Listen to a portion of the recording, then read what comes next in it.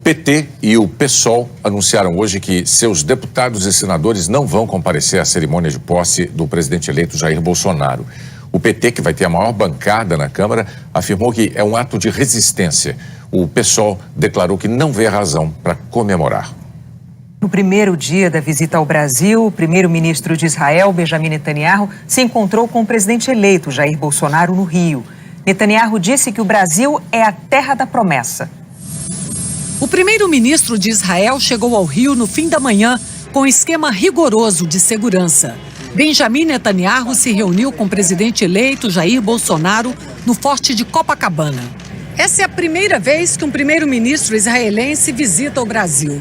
Benjamin Netanyahu deve ficar 5 dias no país. O encontro de hoje com Jair Bolsonaro não foi apenas uma cortesia do convidado para a posse do presidente eleito. Eles trataram de assuntos de interesses dos dois países. Isso que nós começamos, ou melhor, continuamos no dia de hoje com a presença do chefe maior daquele estado, brevemente se fará presente em forma de benefício para todos nós aqui no Brasil. Então, Benjamin Netanyahu, é uma satisfação, orgulho termos aqui entre nós. Netanyahu começou o pronunciamento em português. Meu amigo,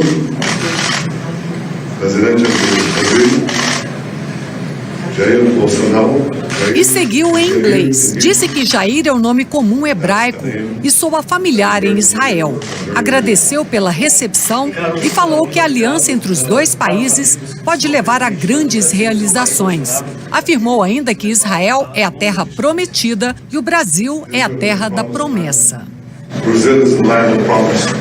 E concluiu dizendo: essa cooperação pode dar aos dois países muitas coisas boas na economia, segurança, agricultura, indústria e todas as áreas da atividade humana. Jair Bolsonaro aceitou o convite para uma visita a Israel. Hoje, Israel responde por menos de 1% do comércio exterior do Brasil. Israel exporta mais do que compra. Sobre a viagem, o jornal israelense mais antigo, o Haaretz, destacou: Netanyahu vai ao Brasil ajudar Bolsonaro na luta contra o crime e espera, em troca, a mudança da embaixada.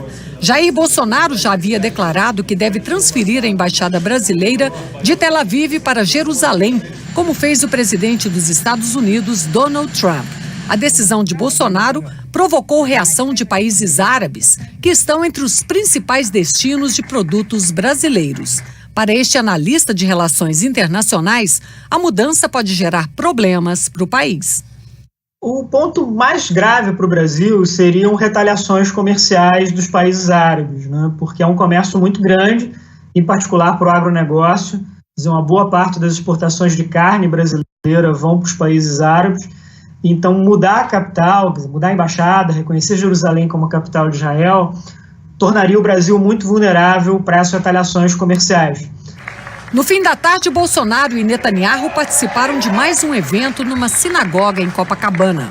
Como todos devem fazer em sinal de respeito numa sinagoga, o presidente eleito do Brasil usou o tradicional quipá judeu. Disse que Israel é um exemplo para o Brasil e as relações vão além da parceria. Nós seremos mais do que bons parceiros, nós seremos irmãos.